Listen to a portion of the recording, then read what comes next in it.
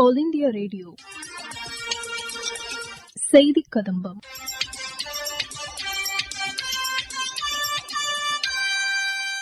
சென்னையை அடுத்த மாமல்லபுரத்தில் நடைபெற்ற G20 தொடர்பான மகளிர் பணிக்குழு கூட்டத்தில் பங்கேற்ற சர்வதேச கடல்சார் பல்கலைக்கழகத்தின் நிர்வாக உறுப்பினர் திருமதி சஞ்சம் சாஹி குப்தா எமது செய்தி ஆசிரியருக்கு அளித்த சிறப்பு நேர்காணல்.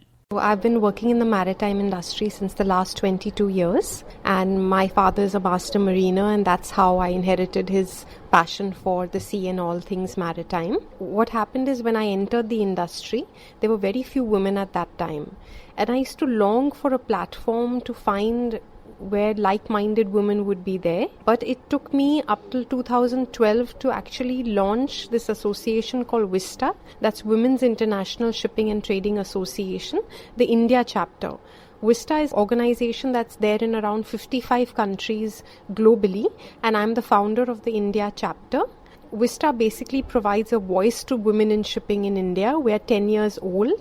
We have women in shipping who are sailing as well as who are working on shore positions.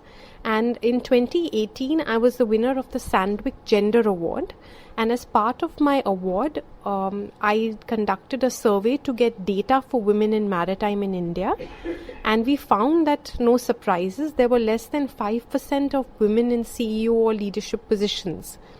So therefore, that gave rise to Maritime SheEO. It's an organization that I have set up specifically to create the next generation of female maritime leaders, because I believe it's not just important to have women in maritime, it's important to have more leaders in maritime as well, because unless we have those role models, we will not be able to break the glass ceiling. So Maritime SheEO works on different fronts.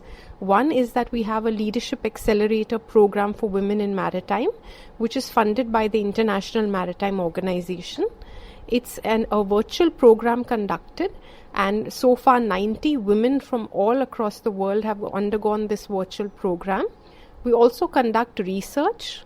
I'm a gender consultant with the International Maritime Organization, as well as last year I have conducted research on behalf of the United Nations ESCAP for women in the Asia Pacific. So I firmly believe that there's a lot to do with women in maritime, but specifically we need to create more women leaders. The Maritime SheEO first conference was held in COVID in 2020. It was held on a virtual platform, and it was the largest gender conference in maritime globally, with participation from over 77 countries. In 2021, again, we held it virtually. And in 22, we held it in person in Mumbai with an attendance of 200 people in person and over 2,000 people following us online. So we are also creating awareness about women in maritime by our conference. This year too, the conference will be held on 21st November in Mumbai at the Taj Santa Cruz. We will be having global world leaders come and speak at the forum. And we believe that it's a great way to spread awareness and encourage more women to enter the maritime sector. So it's like a chicken and egg situation. Unless there are more women visible, more role models out there, there will not be more women who ape or want to come into the maritime industry. So the role of the media is very important. The role of the media in actually highlighting the role models of the women who are already there on leadership positions, women who are actually sailing on ships.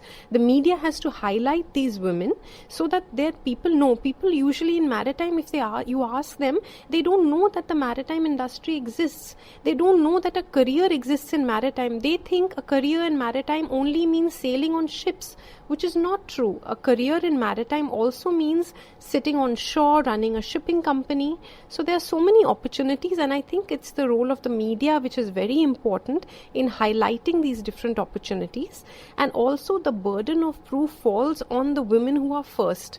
Unfortunately, it's 2023 and we are still talking about the first woman CMD of Shipping Corporation of India, the first women here.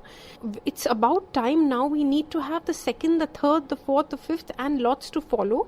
So the responsibility falls on these women to make sure that they are no longer the first, and that their position means that they have to pave the way, widen the road to make sure that there are hordes of women who follow them, and that they just don't remain the only women. So I think responsibility falls on media, it falls on policy makers, it falls on us women to make sure that we are mentoring and we are encouraging the younger lot to come in.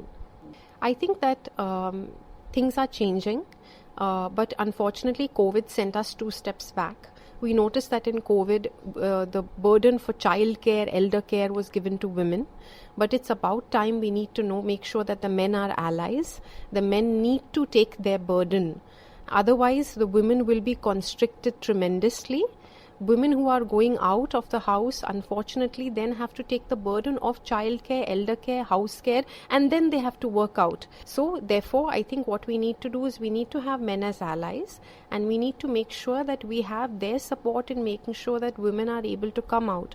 Because otherwise, India has a very patriarchal system, and without that, we will not be able to convince the family members to allow the women or to give the support to the woman so that she is able to undertake her tasks. For example, in COVID, when we did a survey, we found out that a lot of women who were working from home were not as productive or as efficient. And when the decision came to lay off, as a corporate, you have to look at bottom lines. And when the corporates had to decide whom to lay off or not, they realized that the women were given so much of burden by working at home that they were the ones who bore the brunt and they were the ones who were let go. So it's really important. It's a societal issue. We have to start from the house. As a mother of a 15-year-old, I am trying to make sure I do my bit in raising my son to make sure that he will look at the world with an egalitarian lens. I think so the responsibility lies with each and every one of us in society. We need to highlight to girl students that there's a career called maritime. We need to educate them, we need to create the awareness, and we need to show them the benefits. Today we are in a unique position where the DG Shipping has done a mandatory course on gender sensitization, which is a really great step. We had been lobbying for many years, and I think that apart from that, a lot of companies now want to hire women to work on ships, but there aren't enough female cadets coming in.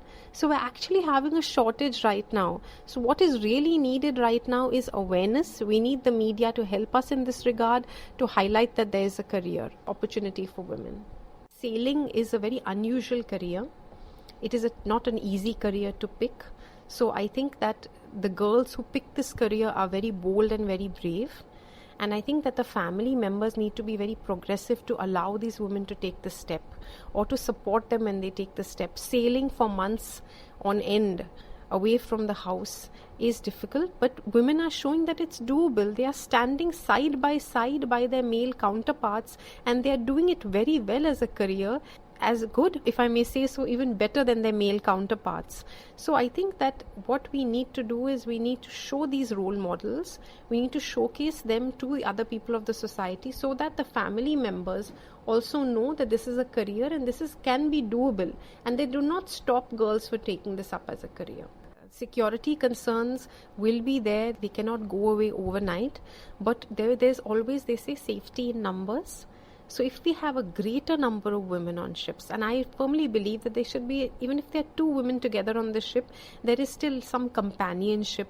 Of course, sailing as part of the crew, you stop being a man or a woman.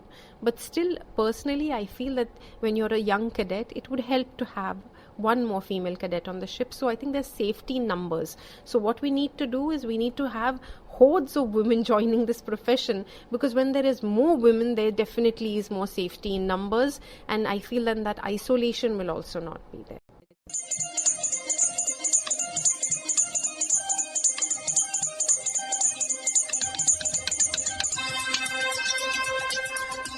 இத்துடன் இன்றைய செய்திக் கதம்பம் நிறைவு பெறுகிறது.